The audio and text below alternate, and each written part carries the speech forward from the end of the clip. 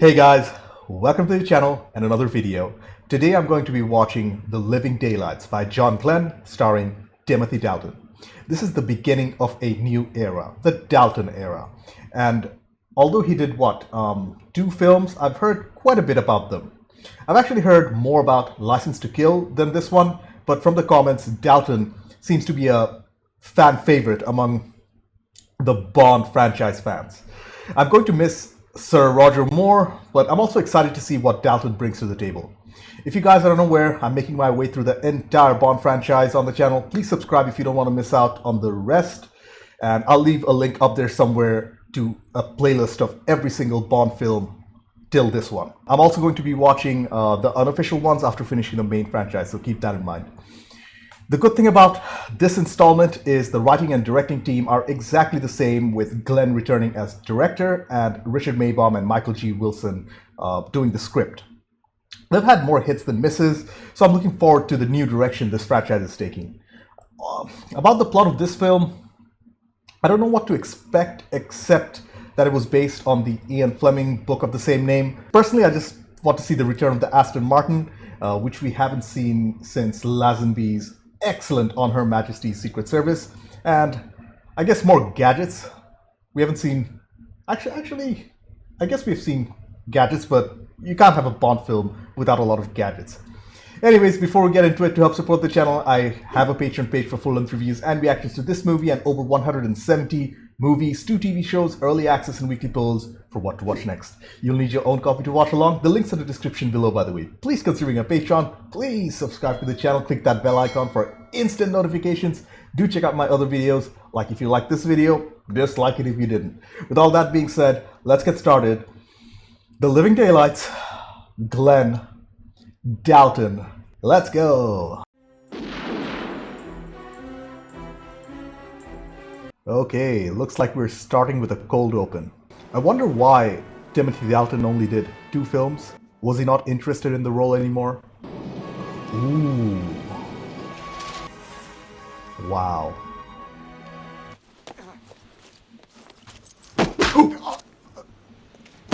Wait. That's it, chum. You're out of it. He's not playing?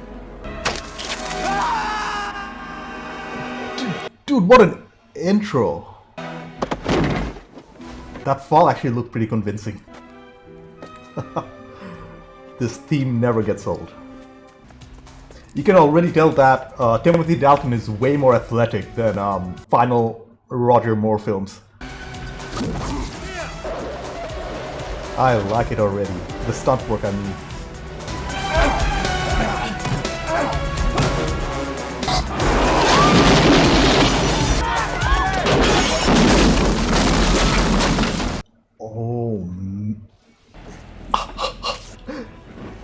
All of this is happening mid-air. Holy crap.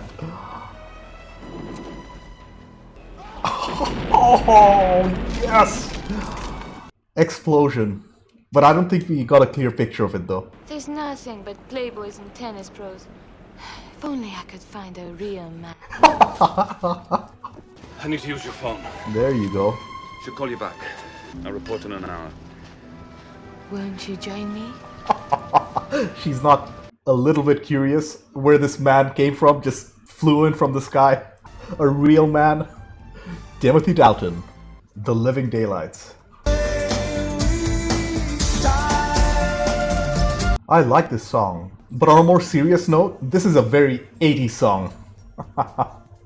Very distinctively 80s. Desmond Lowen. Holy crap, there's no Lois Maxwell or Bernard Lee. So we get a new Moneypenny here? If so, I'm going to miss Lois Maxwell. She's already my favorite Moneypenny. And Maurice Binder is back for the title sequence. John Barry's back for the music. Holy crap! I thought he retired a couple of years ago. Oh! And the song is by Aha, was it? I do recognize them. They were pretty famous back in the 80s and early 90s. Bratislava, Czechoslovakia. I mean, look at him. He does have the Bond look, a sharp face. Where's our man? In the box between the KGB minders. Lovely girl with a cello. Forget the ladies for once, Bond. Koskov will leave the concert at the interval. Ooh, that's Lenin in the background, if I'm not mistaken. What's your escape route? Huh. Sorry, old man. Section 26, paragraph 5. That information is on a need-to-know basis only. So it looks like a Soviet general wants to defect, and they're here to facilitate that. There's Koskov now. Oh, he's making his escape. Shoot her! What are you waiting for? What are you waiting for? You missed deliberately. Huh. I mean, I'm sure he has his reasons. I wonder whether we'll see General Gogol again. Where is he? In the boot. First place they'd look. Lose them. I'll pick you up at the border, 2300 hours. Where are you taking him? How will you get him out? Sorry, old man. Section 26, paragraph 5. Need to know. That's a taste of his own medicine. Did you? I'd rather not talk about it. No, of course not. Good to work with you again, Mr. Bond. Come. We must hurry. Get him in the peak. Pig? What is pig? Scouting plug. How many times have you done this before? You're the first. Where are you going? To take care of the supervisor. We're going for a distraction.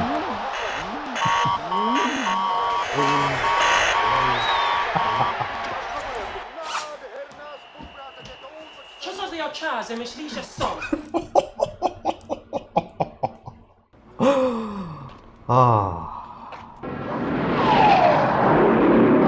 Welcome to Austria, General. Q's back. Thank you. Yeah, he's visibly older here. The operation's a success. I'm reporting to M that you deliberately missed. Your orders were to kill that sniper. I only kill professionals. The girl didn't know one end of a rifle from the other. Whoever she was must have scared the living daylights out of her. The living daylights. I'm actually enjoying Timothy Dalton's performance so far. I think he's a more serious Bond. Why, James, she's just your type. Wrong again, Moneypenny. Oh, no Lois Maxwell. She's the new Moneypenny. More 80s music. Gadgets! A boombox weapon. A boombox rocket launcher. It's called a ghetto blaster. A ghetto blaster in a boombox? That's hilarious.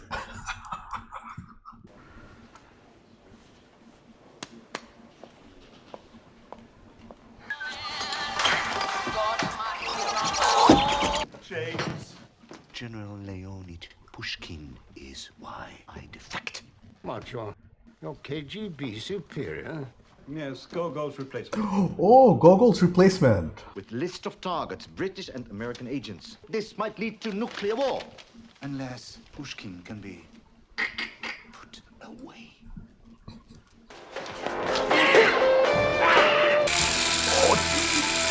That'd be a horrible way to die. Jeez.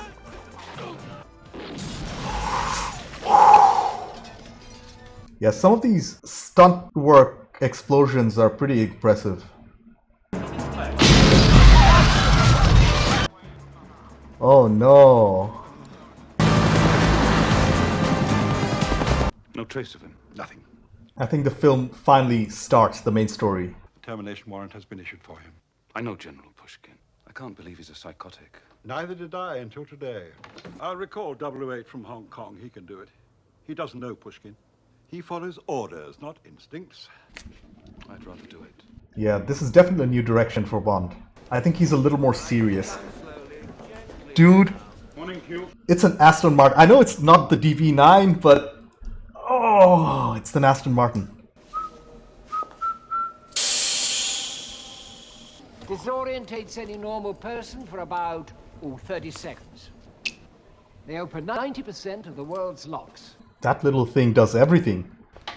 And keep this between ourselves. That girl must be very talented. Believe me, my interest in her is purely professional. I do not believe you, Bond. What a beautiful car.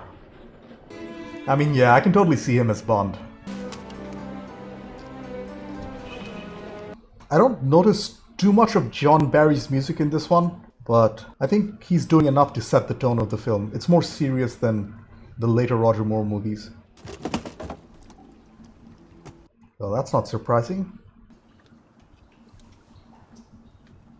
Those bullets had no tips. Was she being set up? I'm having a little hard time following what's happening exactly. I'm sure it'll make sense soon enough. He wanted to know where he was. Did you tell him? No? Made the British believe his defection was real. How do you know that? The entire defection was staged? Where are we going? To London? No, not yet. The British think he'll be safer if they keep him moving around for a while.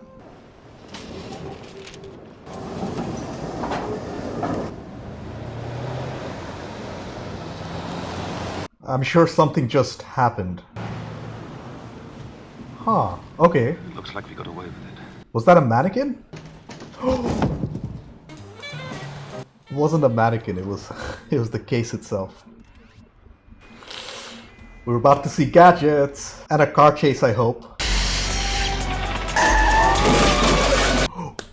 Wow, yes! I don't know what to expect. Will the car transform into a plane like before, or is he just going to drive through?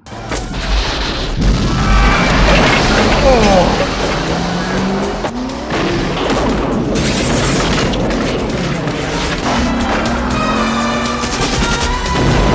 Wow.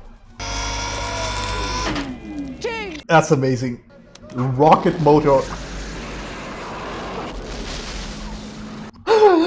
They're going to fly, aren't they? Oh man! We're going to see it explode. Oh, I love practical explosions. Not far now! We've nothing to declare!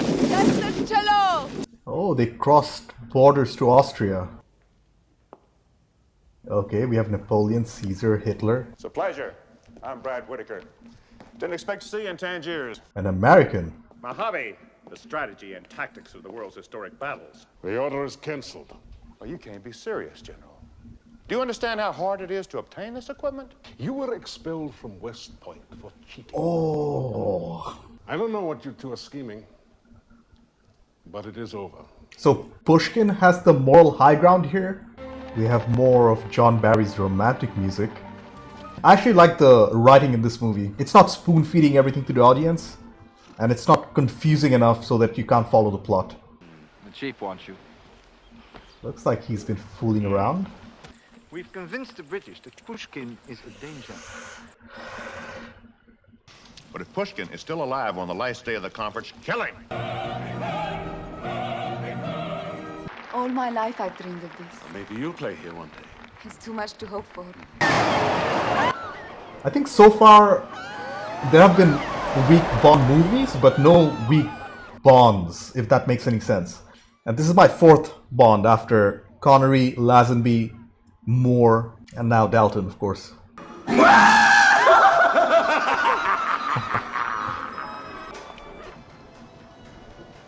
The henchman is here. I didn't catch his name, so I'm just going to call him the henchman. It's impossible. Do you want another ride? Whitaker, the arms dealer. The same. Koskov and Whitaker. Bond is putting players together. Good luck. Saunders, thanks.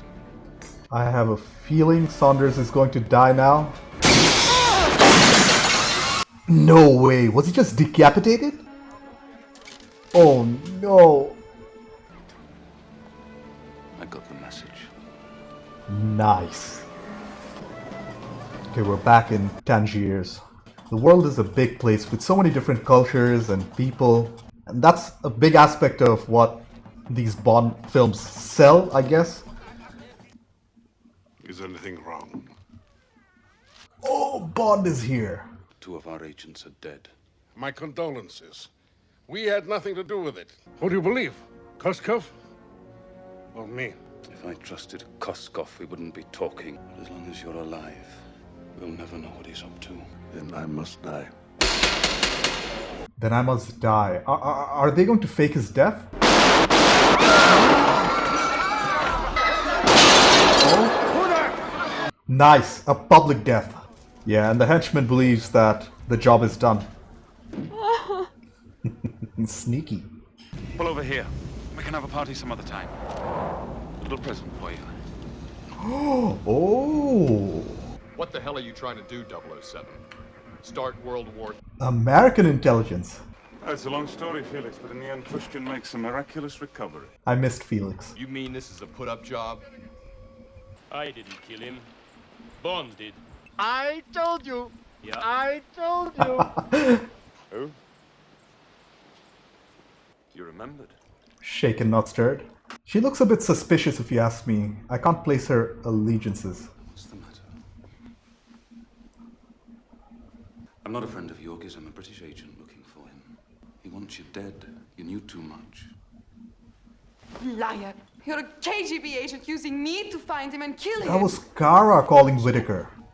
And she's so naive that she believed him again. Oh, man.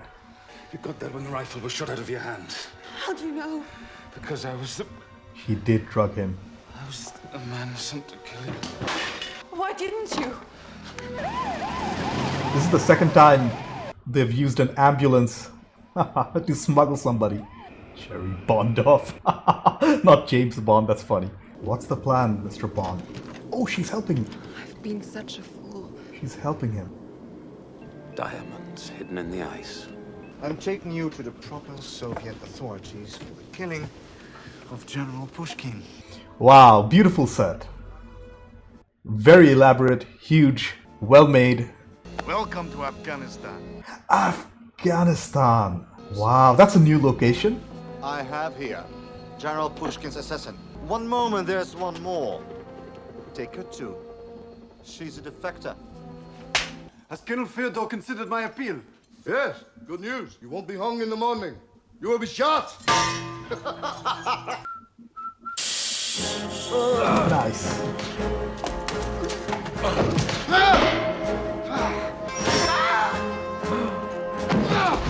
You were fantastic. We're free. Not quite out of the woods yet. Please?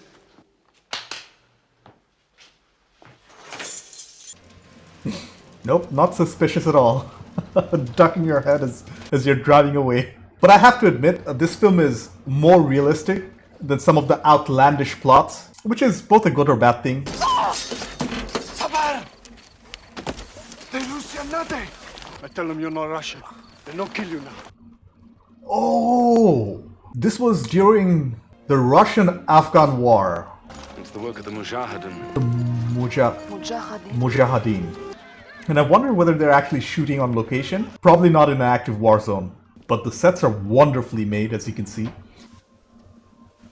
He cleans up well. I was caught reconnoitering the airbase. Thankfully for me, they didn't know who I was. What a beautiful shot, and you can hear the change of music here. I'd never expected to see Bond in a turban. That's a new look for him. To me, the weirdest Bond outfit has to be the Japanese one. I forget which one it is. You Only Live Twice, I think. Raw opium.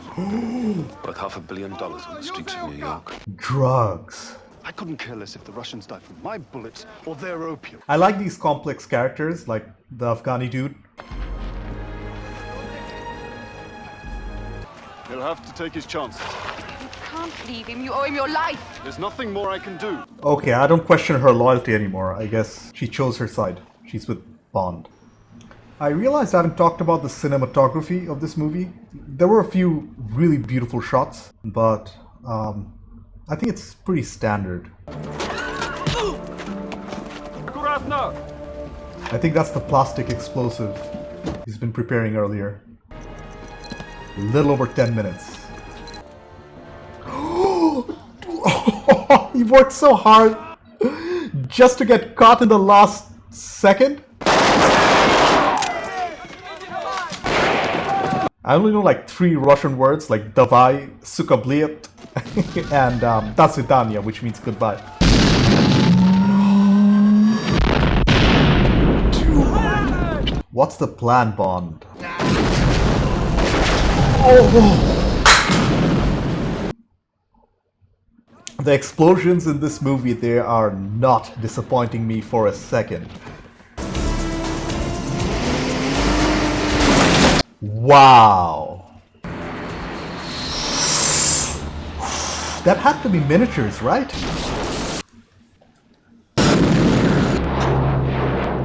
Oh. Again, whoever did the pyrotechnics is just great. Where are you going? To defuse a bomb.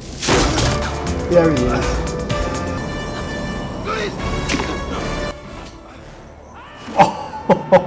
Oh, wow. That's not a dummy, that's actually a real person. And you can kind of see the hidden parachute in his back. I'm really enjoying this film, at least compared to the last Bond. Oh, and the Mujahideen are being chased by the Soviets here. What another beautiful shot. Where are you going? Drop a bomb.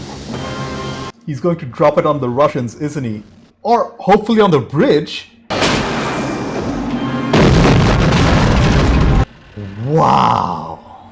This has to be a miniature, right? It has to be. I don't care. I don't care if it's actually real or a miniature because it looks fairly convincing.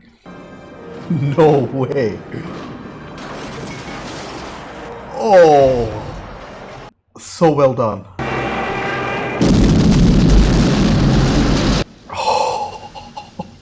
Go, James. Over now. You burned up $500 million?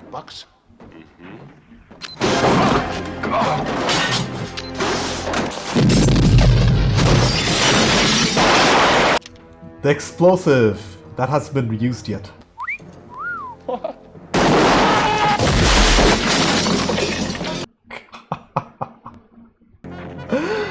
Nice. And it's also funny him being tagged by the Soviets. He met his Waterloo. He met his Waterloo. There you go.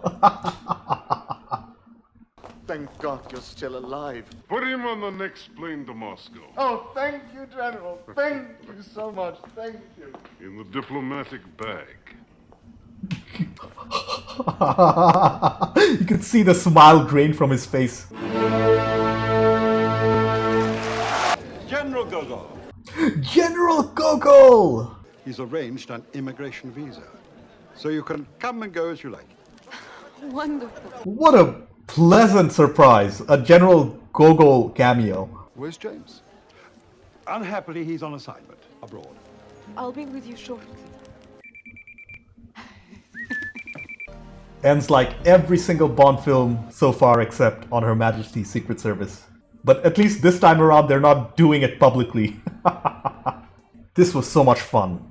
I really enjoyed this, guys. I really did. I'm really looking forward to the next one, License to Kill. I've heard so much about it. Okay, I took some time to collect my thoughts. First off, that was great. I wouldn't say it was my favorite Bond film so far, but it was definitely better than the final two Roger Moore movies. John Glenn, Michael G. Wilson, and Richard Maybaum make an explosive comeback with Timothy Dalton's introduction to this iconic role. I'd consider the strengths of the film to be Bond himself, the action, the set pieces, the pyrotechnics, the story, the gadgets, and the return of the famed Aston Martin. I do have one observation I made. This time around, Bond seems to be a more serious character as opposed to the goofier Roger Moore. And I had one criticism, which was with one of the villains, Whitaker, who I felt was too cartoonish compared to the more serious tone of the film. Let's start with the directing by John Glenn and the script by Richard Maybaum and Michael G. Wilson. As I haven't read the book by Ian Fleming, my review is just based on the movie itself. Do let me know how it was adapted for screen. Anyways, this was a definite win for the writing and directing team.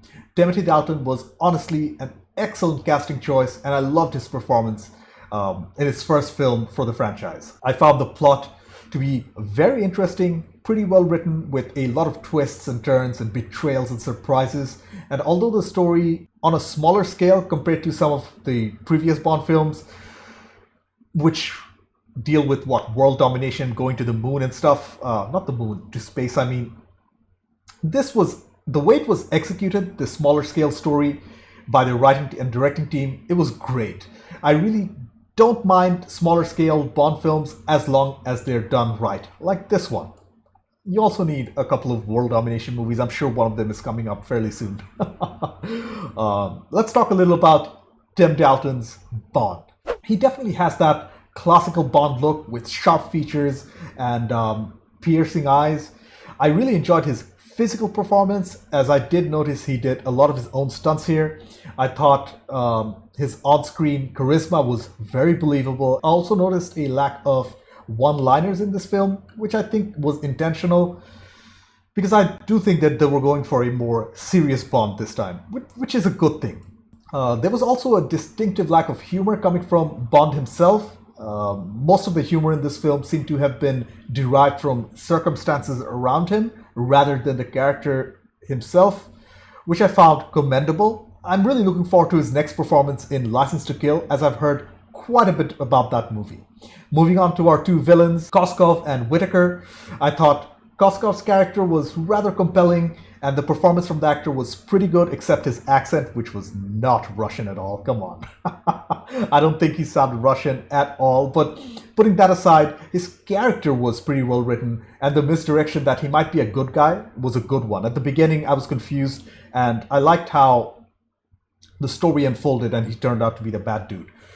On the other hand, one of my criticisms was with the other villain, Whitaker, the American arms dealer, who I found to be very cartoonish at best. After everything blows up in the third act, he was shown to be playing with his models, which I found hilarious. But I don't think it went really well with the overall tone of the film. And also, the henchman was a little forgettable, very one-dimensional. Although I did enjoy his death scene as he was falling from the plane, and that stunt was pretty amazing. Anyways, I thought Whitaker was a weak link in an otherwise strong chain. The main love interest this time around was good enough. The actress playing Kara was okay, not the best, but definitely far from the worst performer in the film, Whitaker. Her character was well written, although she was portrayed to be very naive. What I really liked about her character, though, was the fact that I had a hard time in deciphering her true motives or her true allegiances. That was very well written. We do see a return of the famed Aston Martin in this movie, which I loved, but it wasn't the iconic DB5, which we saw earlier, but still, the return of the Aston Martin is a win for Bond. We also got to see a ton of gadgets being used again, which was great. And what's even better, that was the fact that most of them were used very smartly and they didn't feel like super gimmicky. I really love the Aston Martin gadgets, the laser, that was hilarious. I also have to mention the lack of Lois Maxwell's Moneypenny. Moneypenny really grew on me, especially Maxwell's portrayal of her, and I'm definitely going to miss her. Bernard Lee's gone, Maxwell is now gone, we only have Desmond Llewellyn's Q left. Moving on to the cinematography and editing, I thought the cinematography was pretty good, not amazing. It did have its moments, like the shots in Afghanistan when they were riding in the desert, or the aerial shots. They were fairly impressive. I also like the choice of the cinematographer when it comes to close-ups of Dalton, as it did give the opportunity for the actor to show off his skills. I also felt no issues with the editing in this film, so no complaints in this department. The music by John Barry was much better than the previous two films, but I wouldn't go as far as to say that this was his best work in the Bond franchise. I think he did a fairly competent job with the tone of the score here, and honestly, I actually liked the sound design of the film even better than the score. The gun noises sounded authentic, but more than that, the explosions sounded so good. And speaking of explosions, they were some of the best in the entire franchise. The pyrotechnic team deserves special recognition here. The scale of the explosions here, that was so impressive. And some of them really did leave my jaws wide open. The location scouting in this movie was also fantastic. We got to visit Morocco and Afghanistan and Austria and I think Pakistan, but I don't think that was clearly shown. That was great. I also felt the stunt team and the stunt work in this movie was incredible. especially coming from the last two Roger Moore films. So great stuff overall. As I have mentioned my criticisms already, overall, The Living Daylights was a great introduction to Timothy Dalton's Bond. This film was objectively better than the final two Roger Moore movies, and although I do miss Roger Moore, I really think Dalton brought a more serious, athletic, and focused Bond to the table. The film's plot, the action sequences, stunt work, and pyrotechnics were some of the best. They were top-notch, and apart from one of the villains, Whitaker, who I found cartoonish, I really enjoyed the whole film. I'm really looking forward to License to Kill. Anyways, thank you for watching. I have a Patreon page. Consider being a patron. Subscribe to the channel. Click that bell icon for instant notifications. Do check out my other videos. Like if you liked this video, dislike it if you didn't. I will see you in the next one. Bye.